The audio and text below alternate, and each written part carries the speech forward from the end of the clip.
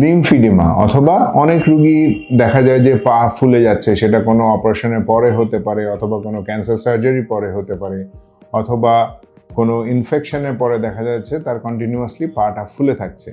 তো এগুলোকে আমরা লিম্ফিডিমা বলি। সেই লিম্ফিডিমা বিভিন্ন কারণে হতে পারে, সেই কারণে আমরা না হয় এখন যাচ্ছি না, কিন্তু এর যেই চিকিৎসা, এর যেই অ্যাডভান্সমেন্ট চিকিৎসাটা পৃথিবীতে বর্তমানে রয়েছে তার একটি হচ্ছে আইভিটি অর ইন্টারমিটেন্ট ভ্যাকিউম থেরাপি, যেটা শুধুমাত্র আমাদের একেগ্রাতেই রয়েছে। সুতরাং আপনারা যেই এই সার্ভিসটি নিতে যাচ্ছেন সরাসরি একেগ্রাতে আমাদের সাথে যোগাযোগ করুন।